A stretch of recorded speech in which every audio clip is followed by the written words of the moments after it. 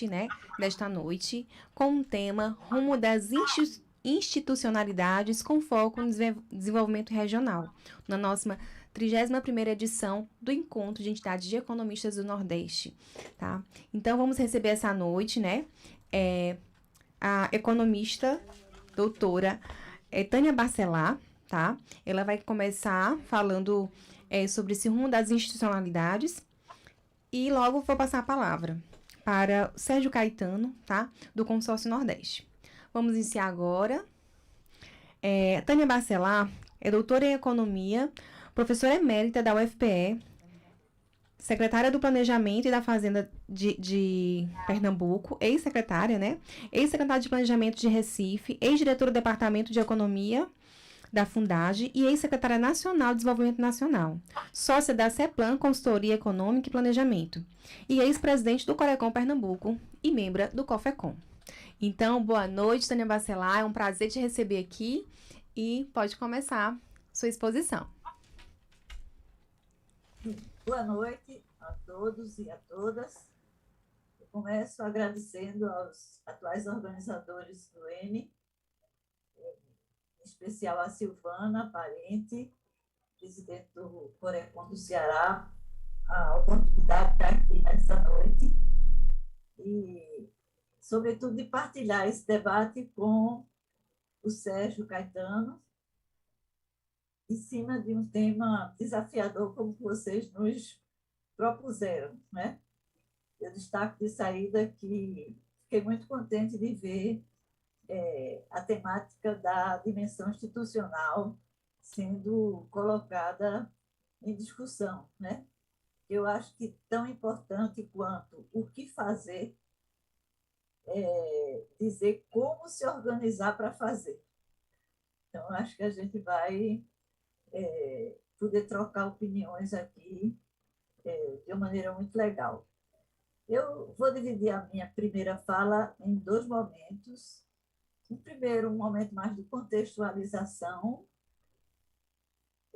tanto do momento nacional como do debate regional, sobretudo, e depois é que eu vou entrar na discussão da temática que vocês propuseram, da dimensão institucional na promoção do desenvolvimento regional, em particular do desenvolvimento do Nordeste. Então, vão ser esses dois momentos da minha reflexão. Para contextualizar, eu diria que o ambiente mundial hoje é um ambiente desafiador, né? Porque é impregnado de mudanças muito relevantes, como a mudança geopolítica, a crise ambiental, a crise associada à transição para a era do conhecimento, a crise social, mundo afora, na minha visão, muito associada à era do capitalismo financeiro. Então, é um mundo, eu diria, em ebulição. O Brasil, ele, situado nesse mundo, ele vive um momento de grande dificuldade. Eu diria que o que predomina no Brasil são várias crises sucessivas, né? Que a gente mergulhou nelas há alguns anos atrás, e a gente vem perdendo espaço no contexto mundial. Então, essa é uma dificuldade do nosso país. Daí, eu acho que o grande desafio para frente é a necessidade da gente ter um projeto que nos reposicione à escala mundial. Né? Precisamos olhar para o país, ter um projeto de país, mas que esse projeto ajude o Brasil a se reposicionar no ambiente mundial, certo? E eu acho que esse contexto, embora eu esteja parecendo pessimista na minha entrada, pela leitura regional brasileira, eu acho que a gente tem uma oportunidade. Eu vou destacar o lado positivo do contexto, porque eu fiz tudo isso para chegar nessa minha visão. Por que eu acho que é uma oportunidade? Que é uma oportunidade para a gente mudar a chave, a gente valorizar o que, na minha visão, é um dos ativos mais importantes do Brasil, que é a diversidade regional brasileira. A diversidade ambiental, a diversidade econômica, a diversidade cultural. Então, é um patrimônio que a gente recebeu da natureza, mas que a gente construiu socialmente também ao longo de muito tempo. Só que no século XX, a rapidez com que a gente fez, sobretudo o movimento da industrialização, o Brasil assumiu um padrão de concentração econômica inusitado. A gente conseguiu botar numa cidade, a Grande São Paulo, quase metade da indústria de um país continental. Então, eu não conheço ousadia semelhante. E aí eu acho que a concentração domou a diversidade. Eu sou uma geração que estuda a diversidade regional há muito tempo, mas não tinha espaço para a gente colocar isso num país com uma dinâmica que era, na sua essência, concentradora. O que é que eu acho que está acontecendo? É que o mundo do século XX está recolocando essa discussão, e eu acho que abre uma oportunidade para a gente olhar para o Brasil e perceber que uma das nossas riquezas é a diversidade cultural do nosso país. O Nordeste não é o Norte não é o Centro-Oeste não é o Sudeste não é o Sul. É só para ficar nas macro-regiões. Mas dá para descer nas escalas, né? Que isso que a gente chama Nordeste, nós sabemos que é também portador de uma grande diversidade. Certo? Então, acho que eu queria começar otimista dizendo a vocês que eu acho que estamos diante de uma oportunidade para revisitar o Brasil e aí revisitar o Nordeste. Só que a revisita ao Nordeste é outro ponto que eu tenho discutido muito recentemente, e Sérgio sabe disso, é que eu acho que o Brasil não conhece mais o Nordeste. O resto do Brasil desconectou do Nordeste. Eles têm uma imagem do Nordeste, que é uma imagem do Nordeste coitadinho, do Nordeste terra de arribação, que não é mais, do Nordeste locus da miséria, do Nordeste locus da pobreza. E essa tem um lado de verdade, mas não é a verdade. A verdade é que, apesar da dimensão social ser realmente um grande desafio que a gente herdou do passado, o Nordeste mudou muito nas décadas recentes e mudou para melhor. Então, essa tem sido a minha tese preferida. Certo? O Brasil não conhece porque o Nordeste mudou e eles não perceberam. Eu sinto isso na imprensa paulista, por exemplo. Toda vez que me ligam para falar do Nordeste, começa com a cantilena do Bolsa Família. E não foi o Bolsa Família que mudou o Nordeste, por mais importante que tenha sido o Bolsa Família do Nordeste, e por mais que o Nordeste tenha um pouco mais da metade das famílias e das pessoas inscritas no Bolsa Família. Não foi esse o coração da mudança que aconteceu aqui. Então, essa leitura do Nordeste, essa visão troncha do Nordeste, ela leva, na hora que a gente debate política de desenvolvimento regional, o Nordeste aparece em duas caixinhas, das políticas compensatórias e das políticas sociais. Não que elas não sejam importantes, mas elas são muito insuficientes, sobretudo para dar conta do lado que não é visto, do lado onde o Nordeste mudou para melhor. Então, eu acho que a gente está diante de uma oportunidade de fazer esse debate numa mesa com essa natureza que vocês estão aqui, e com o Sérgio, que é do consórcio Nordeste, tá certo? Então, eu acho que eu queria começar com essa leitura e para dizer a vocês onde é que o Nordeste mudou. Só vou dar um exemplo, que é o exemplo da energia. Tá certo? Você estava me falando ainda agora de um evento que eles fizeram para discutir energia no Nordeste. Quando eu entrei na SUDENE, a SUDENE era herdeira de um momento onde o Nordeste não tinha energia.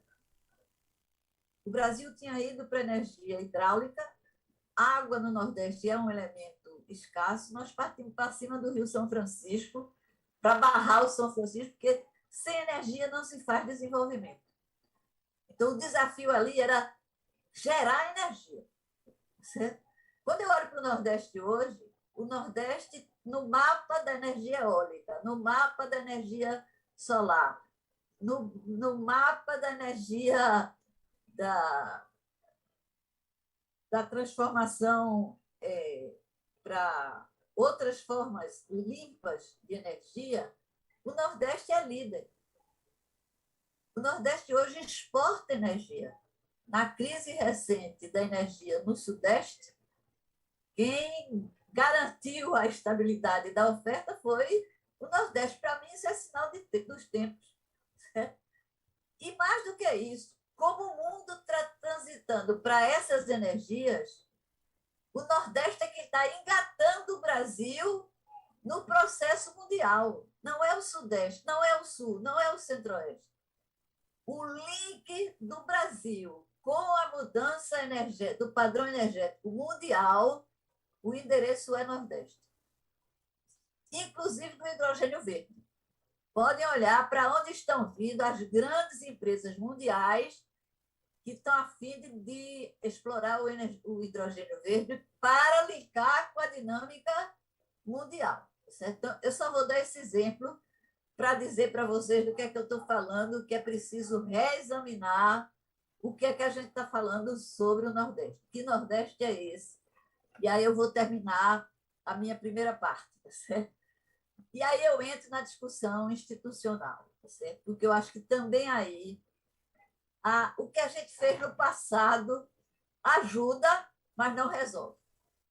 Eu acho que essa mesa é mais do que oportuna, porque a gente está num momento que a gente precisa pensar fora da caixa para examinar os desafios e as oportunidades do debate institucional. Certo?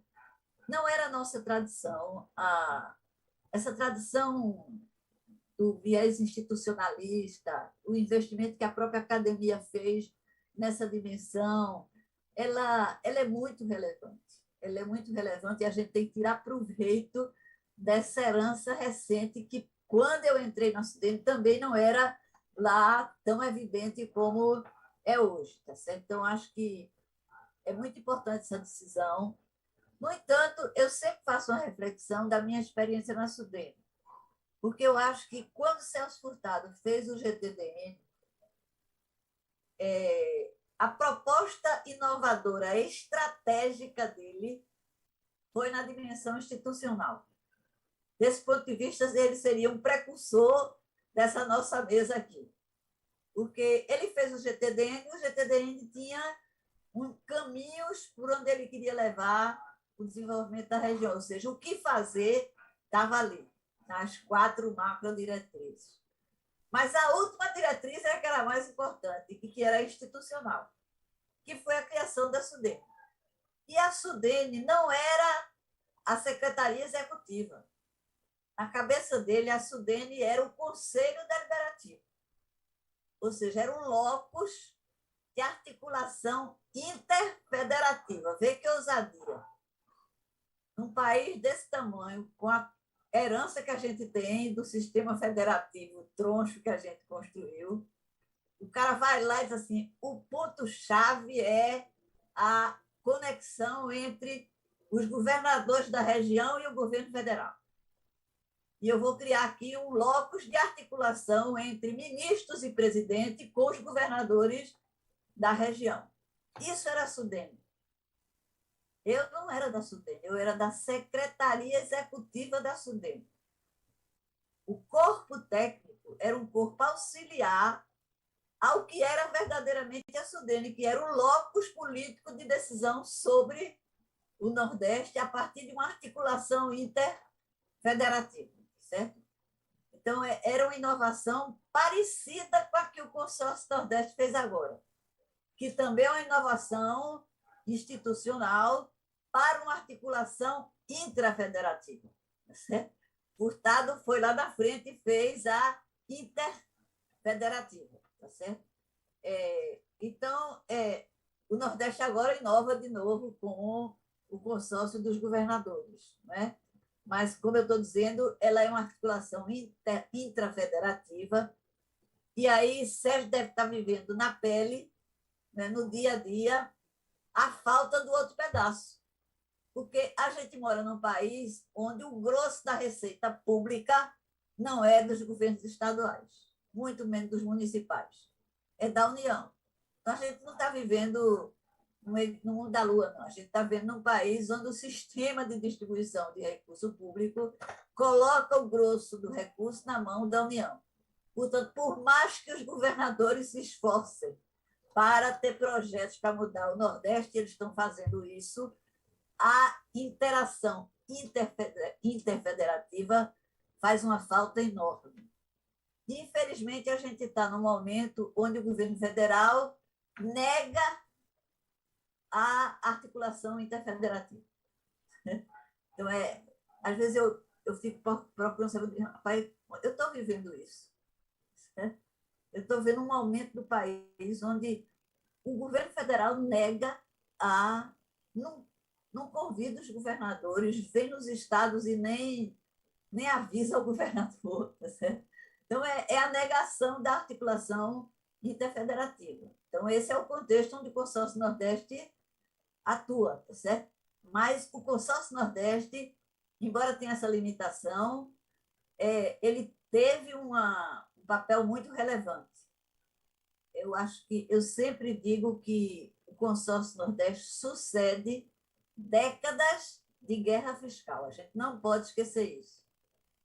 Décadas de guerra fiscal estavam levando a uma disputa fratricida entre os governos estaduais do Nordeste e, em decorrência, ao enfraquecimento da visão regional. Era cada um por si e Deus por todos. Para mim, se o Consórcio Nordeste não tivesse feito nada, ele tinha feito uma coisa muito relevante. Foi recriar a visão regional, macro-regional. Ele estimulou a nossa convivência de novo com a dimensão macro-regional. A primeira pergunta que o Consórcio Nordeste fez, eu não sei se o Sérgio vai concordar comigo, era a seguinte: o que é que tem de comum entre nós? Para poder atuarem, a pergunta-chave deles é: o que nos une? Não é o que nos separa. O que nos une? Onde é que estão os problemas que nos unem? Onde é que estão os potenciais que nos unem? Quem me deu essa ideia foi quando eu vi eles escolherem um projeto estratégico que olha para o século XXI e que une o Nordeste, que é o projeto que foi copiado do Ceará, e homenageio o Ceará, tá certo? Que é a rede de infraestrutura de telecomunicações que o Ceará estava construindo e que o Consórcio Nordeste disse, mas isso não é uma rede cearense. Isso é um desafio da região, e isso precisa ser uma infraestrutura patrocinada em conjunto pela região. Então, na transição para a era digital, quem não tiver acesso ao digital está fora. Então, eu não conheço opção estratégica mais relevante. E ela foi tomada com a dimensão regional na frente. Então, eu acho que isso é muito importante, tá certo? Agora, a dimensão interinstitucional também é muito importante. E aí, quando eu olho para o Brasil daqui para frente, a gente vem de um momento em que o governo atual fechou o Ministério do Planejamento. Eu não sei mais no governo federal como é que a gente vai fazer as discussões que eu fazia. Porque um país como o Brasil, no momento que a gente vive, sem Ministério do Planejamento, né? Então, eu tenho uma expectativa de que o Brasil vai recriar o Ministério do Planejamento. E eu acho que a recriação do Ministério do Planejamento precisa ser muito bem discutida. Porque não adianta copiar o Ministério do Planejamento que a gente tinha antes. Eu acho que é um novo Ministério do Planejamento que a gente tem que criar, certo? E aí, eu acho que a gente tem que empurrar a dimensão regional no Ministério do Planejamento. Se não for lá, que seja na Casa Civil, certo? Que articula todos os ministérios. Então, acho que a primeira guerra é assim: vamos discutir que Ministério do Planejamento é esse que vocês estão criando, tá certo?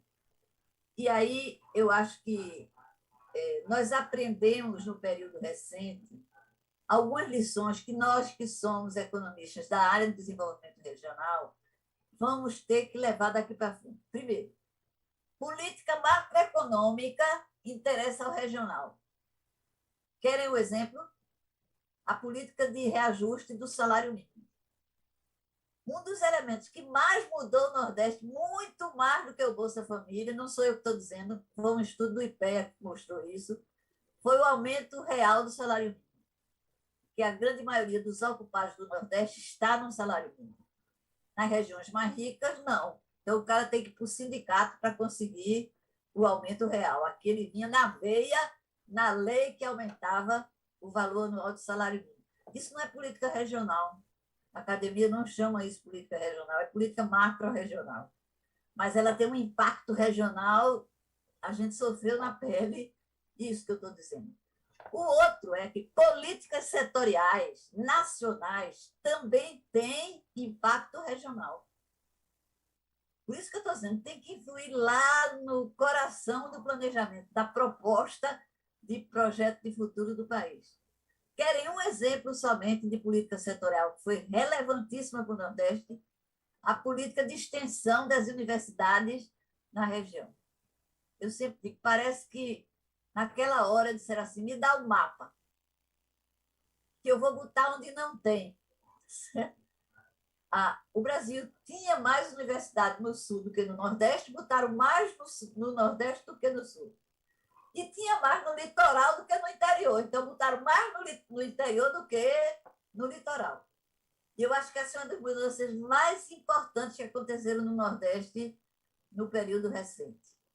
Porque esse investimento, ele ajudou a irrigar um outro movimento que estava acontecendo no Brasil inteiro, mas que aqui também estava, que era do dinamismo das cidades médias.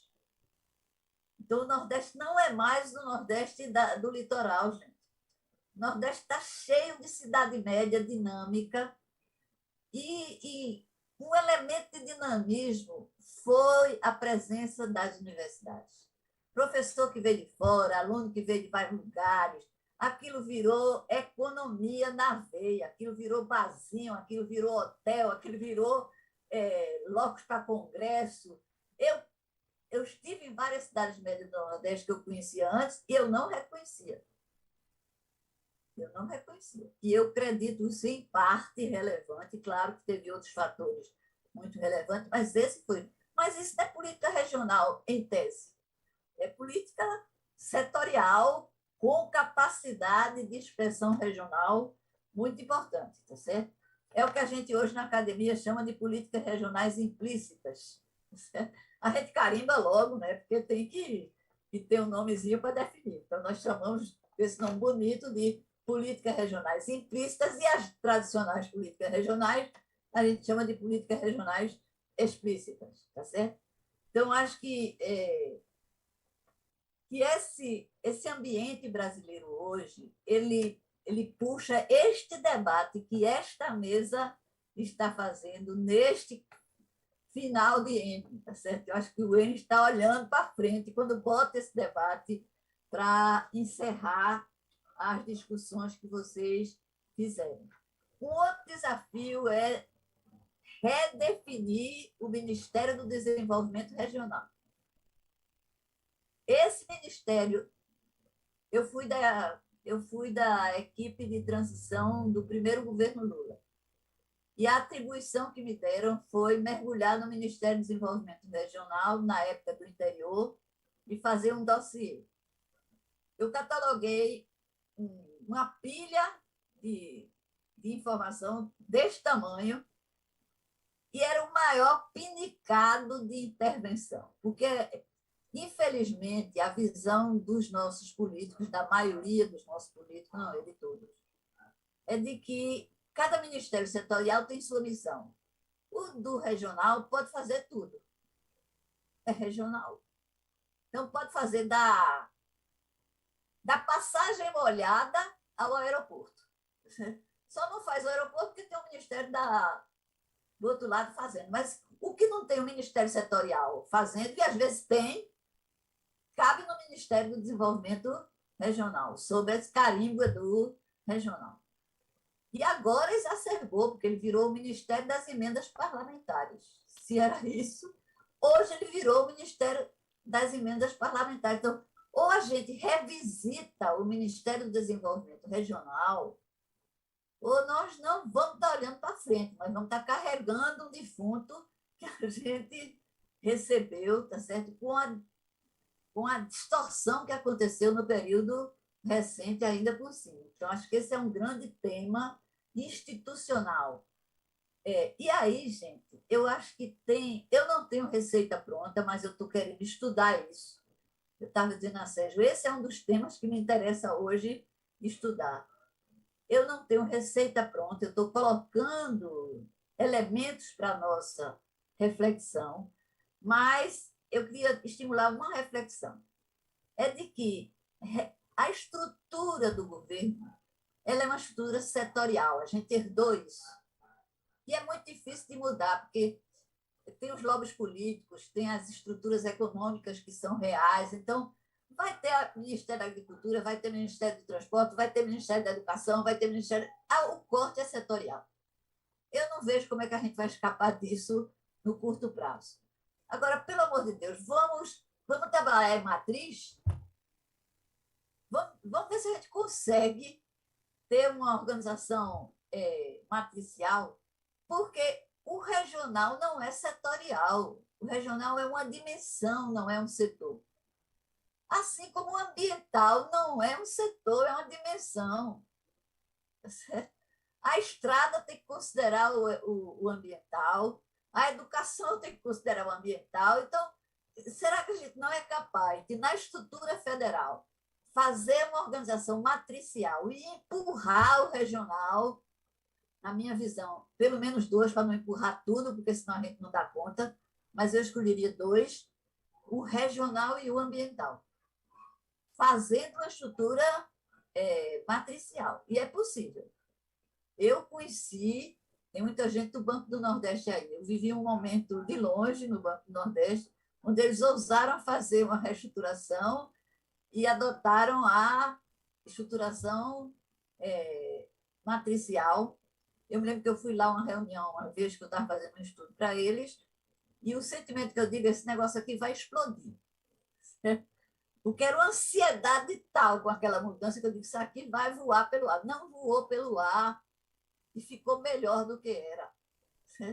Então, eu queria terminar meus minutinhos dizendo isso. Eu não tenho receita, eu tenho inquietações e tenho certeza de que o que a gente herdou não presta para a gente fazer do mesmo. Então, acho que o grande desafio nosso é debates como esse, para a gente ir valorizando essa dimensão e trazendo gente que possa fazer essa reflexão que eu estou propondo a vocês. Muito obrigada. Obrigada, obrigada. E um prazer mesmo, né, de estar assistindo e moderando esse painel. Porque palavras belíssimas, viu? Daqui a pouco a gente fala um pouquinho mais, discute um pouco mais sobre esses temas. E agora, né, com vocês, subsecretário do Consórcio Nordeste, Sérgio Caetano, tá certo? Sérgio Caetano, você tem 25 minutinhos, fica à vontade, que a discussão só tá começando sobre esse tema. Boa noite a todos e a todas. Na realidade, 25 minutos, para mim, é muito, porque eu subscrevo totalmente as palavras da professora Tânia Bacelar. É um prazer participar em mais um evento, né? Beber dessas ideias, beber dessas palavras, mas eu sinto que boa parte da introdução foi feita pela professora, né? Há aqui um comungar de pontos de vistas e de ideias. Então, tendo 25 minutos, eu tenho, na realidade, 25 mais 25, porque eu já conto com a introdução da professora. Eu queria só retomar alguns pontos. Primeiro, deixar claro que no meio da crise mundial, na ebulição mundial, como a professora também sou um otimista, como sou assumo, né? Eu sou um realista esperançoso.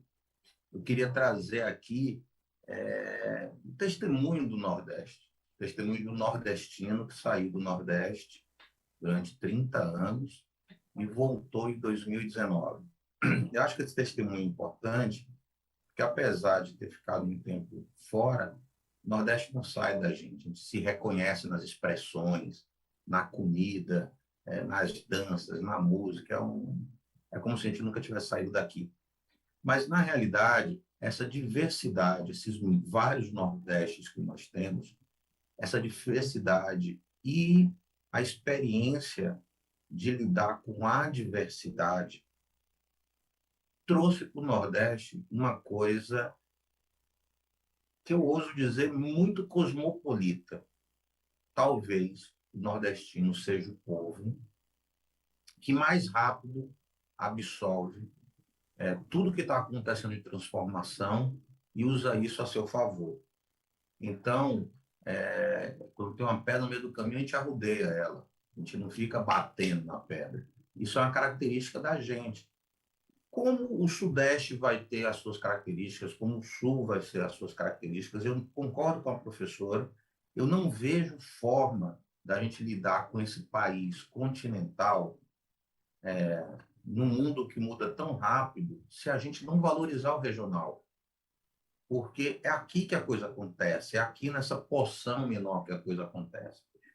E o Nordeste vai assimilando essa modernidade e dando seu jeito, seu sotaque. Eu espero que outras regiões também o façam. Então, quando o consórcio começa em 19, a aridez era muito grande. Vocês não se recordam, mas haviam estados em calamidade fiscal, né? Então, a gente vinha de uma crise severa, estava passando por mais uma crise severa. Rapidamente, os governadores, eles assimilaram coisas que eles intuíram e assimilaram da sua experiência de gestão, coisas que na academia, fora do Brasil, se dão nomes muito rebuscados, né? Tem um tal de um blended finance. Blended finance é uma coisa que a OCDE cria junto com os Objetivos de Desenvolvimento Sustentáveis para dizer o seguinte: olha, está faltando na mesa 8 trilhões de dólares no mundo para a gente cumprir a agenda. E os governos, além da capacidade de investimento dos governos, isso não é nem 1% do setor financeiro. Então, a gente vai ter que trazer para a mesa o setor privado, o setor financeiro, com algum cuidado. E como eles são bons disso, criaram lá um jeito, um enquadramento, um framework para fazer isso. E muito preocupados em divulgar isso mundo afora. Blended Finance, então, você tem 2 tipos de investimento, 2 tipos de capitais para fomentar o desenvolvimento. E para fomentar o desenvolvimento, com uma visão de que você não combate a pobreza se você não preservar o meio ambiente, e você não preserva o meio ambiente se você não combater a pobreza. Essas visões, elas são uma só, é a tal da dimensão, da intersetoriedade. Eu não posso pensar em combater o meio ambiente se a pessoa, para comer, tem que desmatar para acender o fogão. Não existe isso, gente. Tem coisas que vêm primeiro na vida de uma pessoa, né? Então, com essa visão empírica, os governos perceberam que eles tinham que dialogar. Então, é o seguinte: senhor empresário, o que é que o senhor precisa? Que eu garanta que eu vou comprar? Eu garanto que eu vou comprar. O senhor constrói e eu compro uma parte. E nós vamos coordenar isso juntos. Isso, gente, é a gênese desse tal complicado blended finance. Existe uma parte do capital que é promotor, outra parte do capital que busca o lucro. Quem foi que ensinou isso aos governadores? Absolutamente ninguém. A necessidade. A necessidade de fazer ensinou isso. Então, uma das coisas que mais me chama a atenção é a modernidade do Nordeste, mas não uma modernidade espalhafatosa, não modernidade com trejeitos ou com estrangeirismos. É nato. A gente absorve as mudanças muito rápido e a gente dá um jeito de se virar. Isso está nos governadores. O nosso povo é um povo se virante. E a minha surpresa, quando eu volto para o Nordeste, é notar essa modernidade implícita, né? E notar o quão fértil é isso. De novo, longe de ser bairrista, eu espero que as outras regiões também tenham, mas se não tiverem, tem o seu jeito de enfrentar os desafios. Isso é uma prova que não adianta eu estar sentado em Brasília e dizer que agora nós vamos para a direita ou que agora nós vamos para a esquerda. A gente tem que criar diretrizes, guias, né? E permitir essa institucionalização do modo de funcionar. O consórcio se deparou com imensos desafios e rapidamente percebeu que tinha que criar as câmaras temáticas. A gente está falando de institucionalidade. De novo, da onde vem essa ideia de criar as câmaras temáticas? Da constatação. A academia nos diz que o nome disso é funcionamento em rede, organização em rede. Gente, a gente não teve tempo de buscar nos livros. Sentamos, juntamos os secretários, debatemos e percebemos o seguinte: essa institucionalidade nova, e o meu contributo aqui é a forma prática de tocar uma nova institucionalidade. Essa instituição chamada Consórcio Nordeste. Em que pontos ela contribui para essa nossa discussão da necessidade de rever os modelos institucionais, os modelos organizacionais do país. Então, eu estou trazendo aqui algumas experiências para enriquecer esse nosso debate. Então, percebemos que não dá para duplicar a estrutura dos governos. Eu não posso duplicar a estrutura dos governos.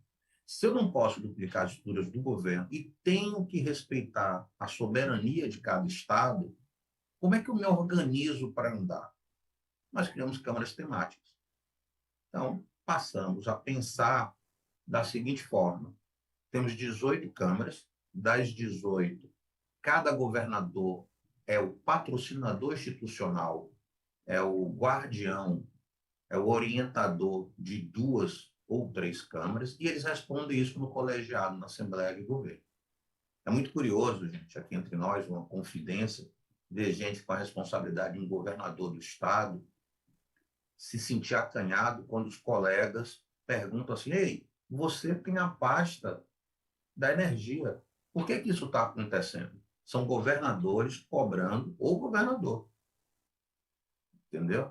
É muito curioso, porque naquele momento eles se despem dessa atribuição de governador e eles são iguais ali no colegiado discutindo uma região, problemas que estão afetando os estados.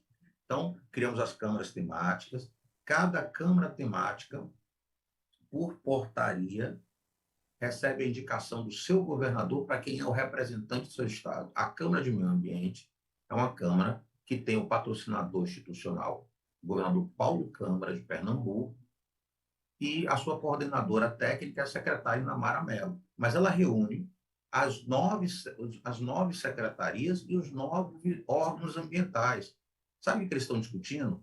Homogeneização de legislação. Sabe por quê? Porque quando o investimento fluir pela região, não vai haver desníveis, não vai haver guerra de competitividade. O setor privado vai entender como as regras, qual é o princípio das regras no Estado. É assim com a lei do gás, é assim com a legislação ambiental. Nós estamos agora partindo por uma discussão de uma nova institucionalidade. Como reforçar as agências reguladoras estaduais? Como elas podem operar em conjunto?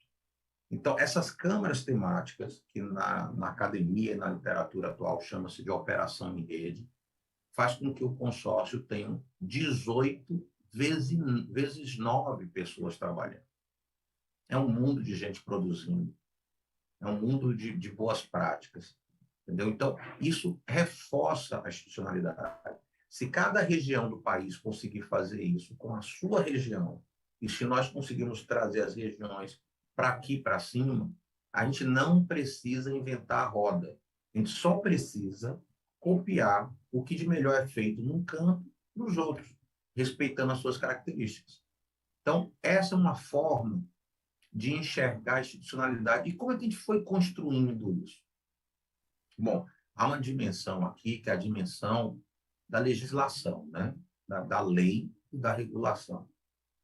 Esse, ao meu ver, é um dos grandes desafios que o Brasil tem. A quantidade de normas que nós produzimos por dia é uma enormidade, em todos os setores. Norma legal, norma infralegal, órgãos que eram só para regular, começam a regulamentar. Isso acontece em agências de regulação, a ANP, a ANEEL, CVM, eles produzem uma quantidade de normas que é impossível se acompanhar. Tá? Então, às esse esse emaranhado dificulta, né? Então, daí a gente dá muita atenção a que os estados produzem de lei, tentar ter uma homogeneidade regional. Uma das coisas que nos une na dimensão das cidades médias é o sertão. O sertão une todo o Nordeste. É um dos povos mais inventivos, que eu já morei em vários países, é um dos povos mais inventivos do mundo, é o nosso sertanejo. Você tem uma diferença de Recife para Fortaleza latente, eminente, nas cidades, né? Toda cidade litorânea, Salvador é um mundo à parte, Natal, João Pessoa, cada um, é muito claro a diferença. Mas se você andar pelo Seridó, se você andar pelo sertão, você vai ver uma variação pequena em costumes. Então, o que une o Nordeste é essa região, que continua com seus problemas endêmicos, mas hoje traz muitas soluções. Uma das soluções é essa nova institucionalidade, essa nova forma de trabalhar junto. O consórcio tem 6 partidos políticos. Vai do MDB ao ia, né? Recentemente houveram algumas mudanças, mas do MDB ao PCdoB, passando pelo PT, pelo PSD, pelo PP, são 6 partidos políticos, 6 orientações diferentes, mas uma só vontade, né? Uma só vontade da gente progredir de alguma forma. Então, esse meu deslumbramento com o Nordeste, com o nordestino, ele não cessa, bairrismo à parte. Agora, do ponto de vista de institucionalidade, veja como a professora Tânia traz uma coisa engraçada. Do ponto de vista das câmaras, o nosso primeiro impulso foi Câmara Temática de Meio Ambiente, Câmara Temática de Agricultura Familiar, Câmara Temática. Nós tentamos reproduzir a estrutura dos estados, porque era fácil alocar secretários, tá? Mas nós chegamos à conclusão que essa estrutura está caduca. Vocês querem um exemplo? Vamos tratar de um tema macro, de uma dimensão, para pegar na expressão da professora Tânia. Vamos tratar de desenvolvimento econômico. SEDEX. Você tem SEDEX em todas as regiões do Nordeste. Agora, eu faço uma pergunta. Nesse novo contexto, energia, que sempre foi tratado nas secretarias de infraestrutura e telecomunicação, elas ficam aonde, hein? Onde é que fica o segmento da energia com toda essa atração de investimento, com receber empresários o tempo inteiro, onde é que fica esse segmento enorme da energia, que vai da energia, petróleo e gás, tá? Isso fica onde?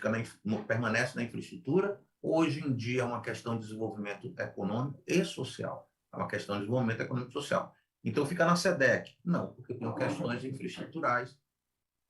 E eu tenho que falar de transição justa, então vou falar na Secretaria de Assistência Social e Trabalho. Desenvolvimento socioeconômico é uma dimensão, não cabe numa secretaria. Como não cabe numa secretaria, nós começamos a ter problemas nas nossas câmaras temáticas de convocar secretários. Então, eu crio uma câmara temática de desenvolvimento econômico e social. Ótimo. Então, eu vou nomear os secretários, os governadores nomeiam os secretários de Câmara. Perfeito. pequeno problema. Um dos principais estados do Nordeste em produção de energia renovável é o Rio Grande do Norte. Energia renovável está na SEDEC.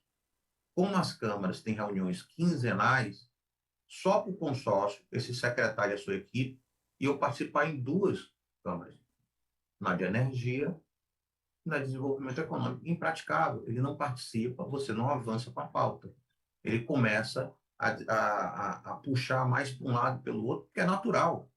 Resumo da ópera, as câmaras passaram a ter visões interdisciplinares, né? Está começando nesse processo, está evoluindo rápido, né? Um exemplo concreto é a nossa Câmara de Ciência, né? Ciência aí, todo mundo vai dizer, tá assim automático, ciência e tecnologia. Ciência e tecnologia. Então, vamos para as CETICs, Secretaria de Ciência, Tecnologia e Inovação.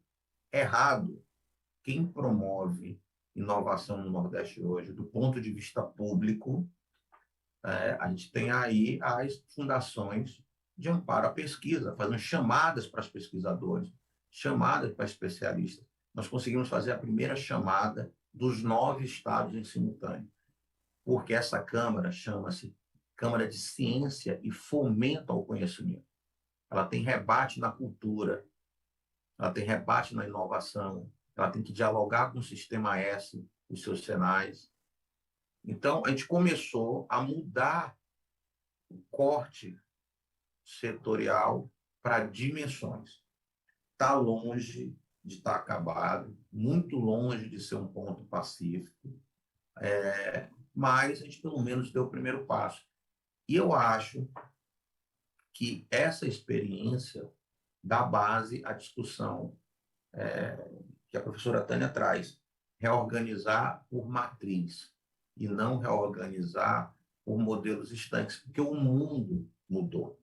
Nós estamos fazendo uma discussão de transição muito profunda, nós estamos fazendo uma discussão sobre transição justa, né? De um lado, nós temos o principal problema, as energias renováveis geram poucos empregos diretos depois da sua implantação. Esse ponto de vista tem sido questionado por alguns, porque ele alimenta um cinturão de empresas em volta de um parque eólico, de uma fazenda solar, do futuro parque eólico offshore, de uma futura planta de hidrogênio. Eles alimentam os fornecedores para que aquilo funcione.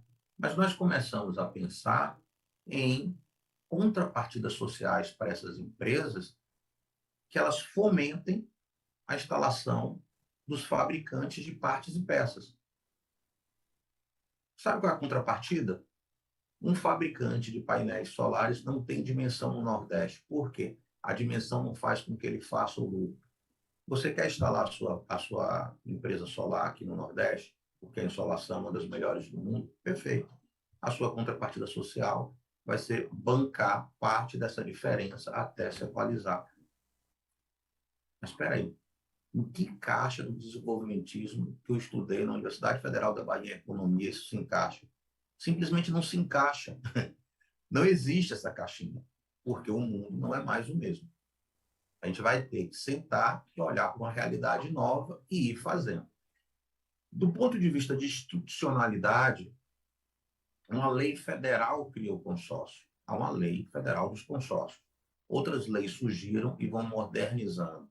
E nós começamos a trabalhar com resoluções, portarias do próprio consórcio, né? Isso é uma forma de institucionalizar o funcionamento do regionalismo, tá? Que tem que ser olhado, porque um novo ministério vai ter que olhar isso. A professora traz a questão da Sudene. Infelizmente, ela está... assim, é difícil você criticar a Sudene hoje, porque eu acho que ela começou a ser ferida de morte em 19, né? Quando limitam a atuação e o número de reuniões do CONDEL, que era onde os governadores se reuniam, por exemplo, conselho, eles tinham essa propriedade. Hoje não tem mais. Isso acontece esparsamente, a pauta é trancada, não anda, Então é difícil a gente criticar a Sudene, mas é fácil a gente imaginar que ela tem um contributo grande para trás e que ela tem que ser repensada também para essa nova dimensão.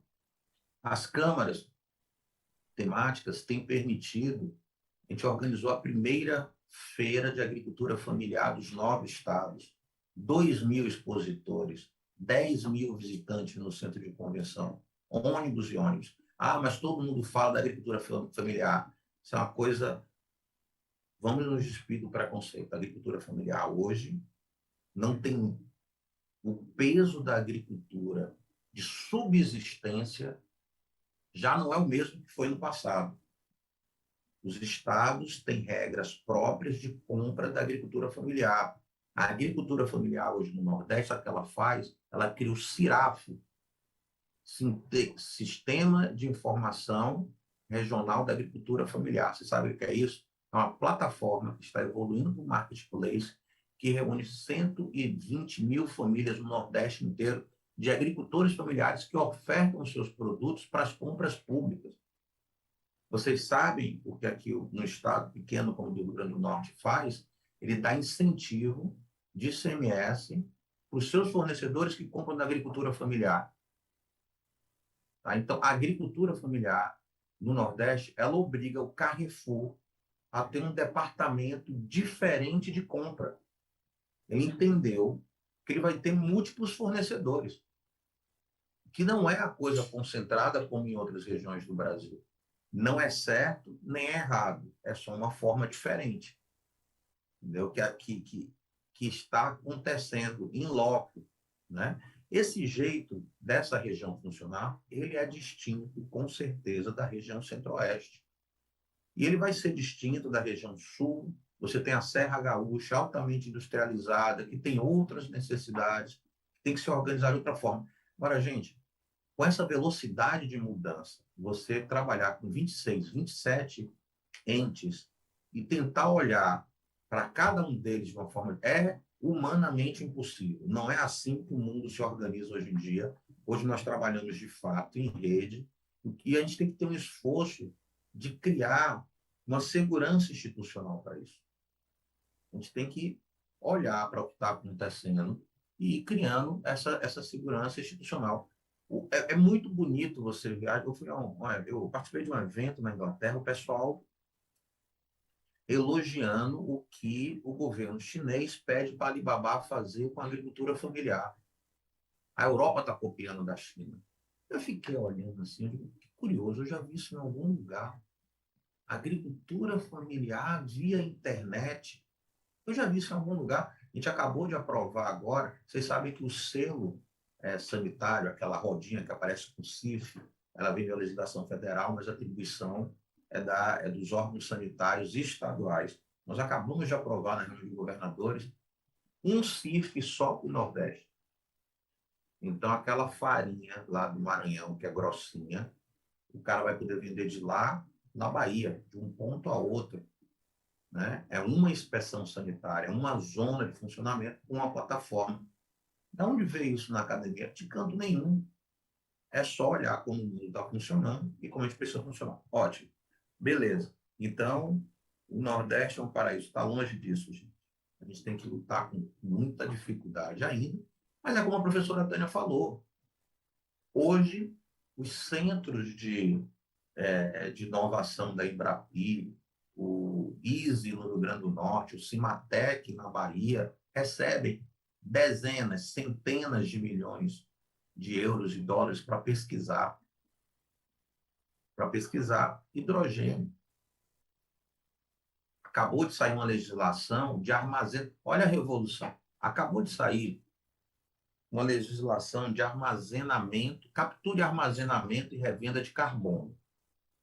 Então, vamos pensar aqui no seguinte: hoje, todo mundo quer combater a emissão de carbono. E se carbono passar a valer dinheiro?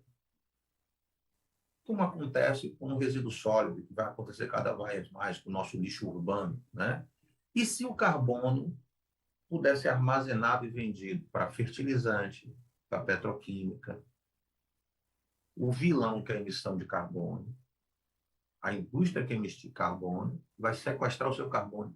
Você sabe onde é que isso está acontecendo? Talvez você não tenha ouvido falar numa região chamada Canto da Mário, Areia Branca, Rio Grande do Norte. O pessoal está começando a armazenar carbono para venda. O mundo é assim, ó, o mundo é muito rápido. Você sabe o que acontece quando a institucionalidade não olha para essa velocidade, para essa necessidade de atualização?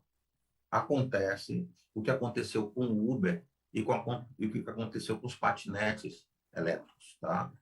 Você só está dando exemplo do Nordeste. Vamos falar aqui do Rio de Janeiro? O Uber ficou tentando falar com o prefeito para regularizar o seu serviço. Velho esquema da burocracia. Tem que ir para a Câmara. Não dava. Depois de 6 meses, ele disse, como é no mundo, que aquilo era um aplicativo de carona e soltou nas plataformas digitais o aplicativo. Sabe o que aconteceu? A prefeitura teve que sair correndo atrás, protesto dos motoristas de gás, de táxi, quebra-quebra, uma confusão. O mesmo aconteceu com os patinetes eletrônicos. Então, se a gente não acelerar um olhar mais moderno para a institucionalidade e para a regulação, nós vamos ser atropelados. Porque hoje em dia, quando eu queria, viu, professora Tânia, propagar minha ideia, quando eu estava na UFBA, eu tinha que arranjar um mimeógrafo, depois eu tinha que arranjar... Professor Sérgio? Sérgio?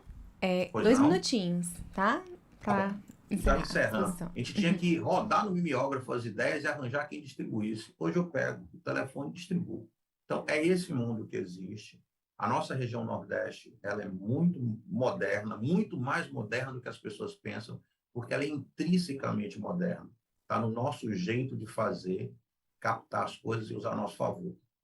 A institucionalidade para o desenvolvimento regional, se nós não promovemos, e de novo, eu não tenho, como a professora usou muito bem, eu não tenho soluções prontas, mas eu sou testemunha do que está acontecendo de fato. A institucionalidade está se moldando. É óbvio que não dá para pensar nisso no Brasil. A gente vai ter que fazer essa discussão, e eu parabenizo o Corecon por trazer esse tema à discussão, porque a gente vai ter que mudar o jeito de olhar a organização do país. Muito obrigado. Obrigada, Sérgio Caetano. Bom, e nas considerações, né, a professora Tânia Bacelar falou, né, do novo jeito, né, de falar do Nordeste, de ver o Nordeste, né, para os nordestinos principalmente também, né, porque muitas vezes a gente deixa de falar do Nordeste por já ter esse caráter, já ter essa taxação fora daqui, né, do Nordeste ainda precário, né, apesar de algumas negatividades que a gente ainda tem, mas já é um novo, né, já tem uma nova forma. E tem algumas instituições que, centrais principalmente, e aí eu vou citar, né, de forma bem geral, IPEA, IBGE, que as centrais de pesquisa estão fora do Nordeste, né? Por que ainda estão fora do Nordeste? Por que não tem uma central do IBGE também no Nordeste, né? A central é Rio de Janeiro, a gente tem o IPEA, Brasília e Rio de Janeiro, né? Então precisa disseminar de fato para que tenha mais oportunidade no Nordeste, para os nordestinos também atuarem na pesquisa, né? Já que as universidades, que são a maior fonte de pesquisa no Nordeste, não tem esse recurso, né? E aí eu coloco como uma experiência de vida mesmo, né? De ver essas oportunidades mais fora, né? Do que no nosso Nordeste, principalmente na pesquisa. E quando a gente fala de institucionalização, né? Quando o Sérgio Caetano fala dessa questão do desenvolvimento econômico, né? Que a gente tem que pensar de forma mesmo de desenvolvimento regional, né? Nessa amplitude. E não pensar simplesmente que a energia é para gerar energia, é para infraestrutura apenas, né? Mas para o social, né? Esse social que é esquecido quando a gente trata da institucionalização, né? Do papel de fato delas, um planejamento direcionado, né? Essas são as minhas considerações, a exposição de vocês. E agora, vou deixar para vocês aqui a nossa presidente Silvana, né? Ela vem agradecer de fato a importante contribuição, e eu agradeço a professora Terezinha por ter me permitido estar conduzindo essa moderação, estar atenta, né? Era para estar aqui, mas estou eu, e amei mesmo. E temos uma pergunta, né? A gente... Só olhar aqui. A Silvana estava perguntando, né, como envolver o Congresso Nacional e as bancadas federais do Nordeste e as bancadas estaduais, né? E aí a gente viu na exposição de vocês essa divergência, né, da contrária do âmbito nacional, que tem maior arrecadação, contrária ao que de fato os governos precisam, né, executar, precisam fazer. Como envolver essa bancada nacional do Nordeste e as bancadas estaduais, como envolver essas duas, que andem no mesmo caminho, né? Tanto os governos estaduais nas bancadas como as federais. Fica aberto a qualquer um dos dois. Ora, a gente tem aquela história, se você não pode mudar o mundo, pelo menos não de uma vez, você se molda, né, à realidade. Do ponto de vista da nossa experiência, só para pegar um exemplo da sua consideração, o consórcio criou recentemente um ICT, uma Instituição de Ciência e Tecnologia, chama Observatório do Nordeste. Existem vários observatórios, Nordeste afora, né? Quem está trabalhando conosco é o Laboratório Íris do Ceará, que está nos ajudando com um programa Cientista-Chefe a modelar esse observatório.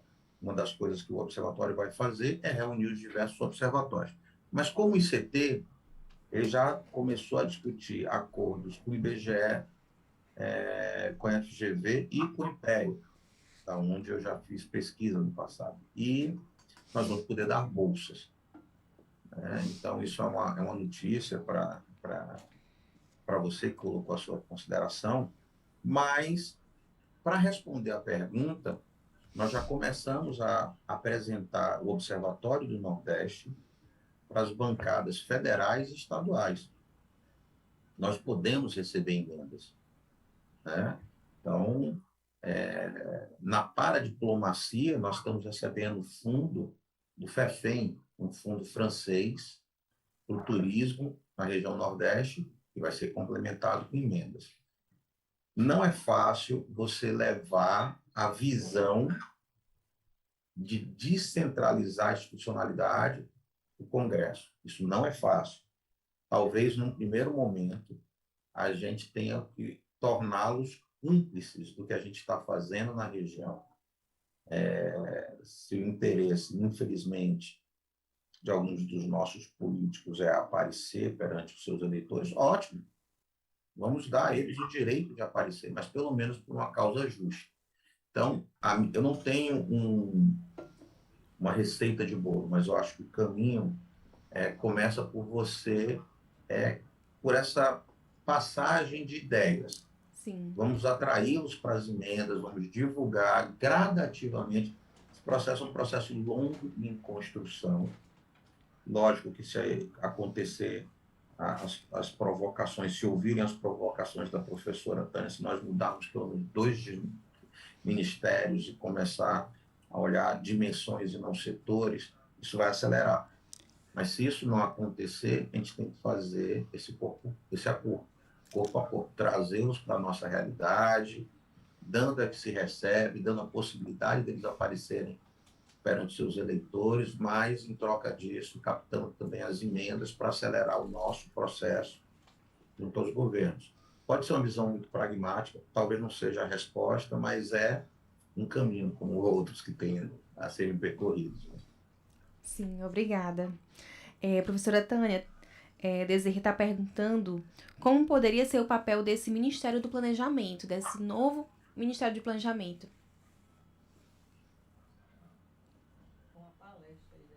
A mim, o papel central dele é estimular a construção de um novo projeto para o Brasil. Quem é que vai formular? Quem é que tem competência para formular? É o Ministério do Planejamento, que tem que transformar isso em legislação que permita usar os recursos das políticas públicas. Agora, vai fazer sozinho? Sei, aí tem várias formas de organizar isso, porque eu acho que um debate também que a gente precisa fazer na nova institucionalidade, eu falei que é com quem dialogar. Sim. Tem um outro nicho de discussão que não apareceu aqui, e eu acho que é com quem dialogar. Aí vê, eu vivi uma experiência muito interessante no conselhão que Lula criou no começo do governo dele. Foi muito polêmica, porque os congressistas ficaram tudo de pé atrás. E o presidente dizia, não, mas eu não vou substituir vocês, não. Eu vou ouvir a sociedade antes de levar as coisas para vocês. É só isso. Então, só esse ouvir a sociedade antes de levar para o Congresso faz uma mudança da Faz. água para o vinho, gente. Faz, sim, com certeza. E você tira da dinâmica da máquina e ajuda a máquina a fazer uma reflexão com visões diferentes, com interesses diferentes. A vida é assim, gente. A vida não é homogênea. As Sim. pessoas têm situações distintas na sociedade, têm visões diferentes do projeto de país, têm interesses diferentes. Interesse é válido, é preciso ser considerado, desde que seja negociado. Tá certo? Então, a grande discussão é como é que negocia isso e apoia. Então, eu acho que essa é outra Outra discussão discussão. interessante. Assim. Não é uma. Para mim, o Ministério do Planejamento não seria só uma burocracia. Seria uma burocracia com apoio. Uma hipótese pode ser essa, com apoio num colegiado múltiplo que ajude ao Poder Executivo a, antes de chegar no Legislativo e com o mínimo de consenso construído. A experiência que a gente viveu naquele período mostra que o grau de tensão não foi muito grande, não. Foi um grau de tensão bastante administrável com os congressistas. Então, eu acho que o Brasil tem experiência já, tem reflexões importantes já, desde que vão no sentido que nós dois concordamos aqui. Não é mais do mesmo, hein? Não Não é é mais mais. do mesmo. Se a gente voltar para mais do mesmo, vamos errar. Isso mesmo, obrigada. Vou considerar aqui a Maria Nésia da Silva Neta, né? Colocou um comentário. Sempre é muito bom, professora Tânia, sempre é muito bom, né? O painel. E eu vou dar agora 2 minutos para cada um, né? Para fazer as considerações finais, tá? E vou começar com a professora Tânia, né? Que iniciou o painel. 2 minutos das considerações finais, para a gente encerrar. Como nós estamos num evento de economistas, os economistas também avançaram nessa discussão do institucional. Quando eu comecei meu curso de economia, esse debate não existia. A gente queria entender como é que a máquina de produção funcionava. Mas eu acho que na ciência econômica também a gente avançou. Claro que trocamos com outras ciências, por exemplo, o papel da ciência política foi muito importante, o papel da ciência jurídica, das ciências jurídicas foram muito importantes, que já são ciências que estão mais no plano político-institucional. Mas eu acho que a formação do economista, as entidades representativas de economista, tem a ver, sim, com esse debate que vocês trouxeram nessa última mesa. Para mim não é estranho, para mim é adequado terminar um N com esse tipo de discussão. Então, eu agradeço muito a provocação que vocês me fizeram. E a companhia de Sérgio, não, foi uma sintonia muito interessante. Eu até não sabia que a gente tinha uma sintonia tão grande. Obrigada, professora Tânia. As palavras do professor Sérgio. 2 minutos. Professora, de fato, eu também não sabia. Cada evento que a gente participa, cada trabalho que a gente faz, a gente vai descobrindo, né? O evento de economistas, eu acho que o maior contributo que nós, economistas, podemos fazer, além da discussão da institucionalidade, é discutir o real valor das coisas. Eu acho que se nós começarmos a pensar de que forma calculamos o nosso PIB, de que forma medimos o nosso PIB, a gente vai dar um grau, a gente vai dar um contributo muito importante para a discussão da institucionalidade. Se a gente mede de forma errada, a gente cria de objetivos para a institucionalidade de forma errada. Então, é muito bom ver o N discutindo isso. Eu acho que a gente deveria, de fato, dar continuidade a essas discussões.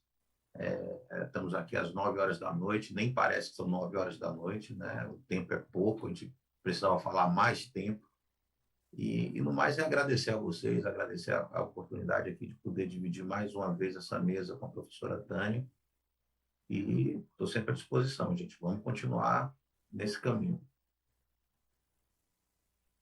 Muito obrigada, tá? Muito obrigada, agradecer a vocês. Reforçar, professora Tânia, não é o último dia do EN, temos mais um dia ainda, tá? Amanhã vamos abrir o dia de amanhã, a partir das 14 horas, com mais transmissões ao vivo. Na nossa plataforma fica a gravação dessas palestras, então, até 30 dias, quem se inscreveu pode reacessar e rever, né, esse painel. A gente vai tentar mandar também esse painel aqui gravado. Quem sabe essa palestra precisa ser enviada para muita gente. Para muita gente, né? Então, agradecer mais uma vez, né, pela presença de vocês, por terem aceito o convite. Não é fácil em todo esse trabalho, toda a organização desse encontro, unir tanta gente boa, tanta gente que pensa bem, que pensa num Brasil melhor, no Nordeste melhor, que consegue de fato ver essas riquezas e essa discussão como a gente propôs, né, para economistas, para quem de fato tem que estudar economicamente e socialmente para a nossa sociedade, tem que pensar, né? Pensar cada vez melhor, né? Para o futuro. E o nosso futuro tem que refletir essas críticas, essas colocações, não só desse painel, mas como dos demais. E ver que a economia não é só a financiarização, não é só o monetário. Até chegar ao monetário tem uma história, né? Tem um impacto, tem acontecimentos que envolvem, né? Que tem esses impactos financeiros de números que a gente tem hoje, né? Nessas análises. Então, mais uma vez, obrigada, encerramos por hoje e até amanhã que a gente continua.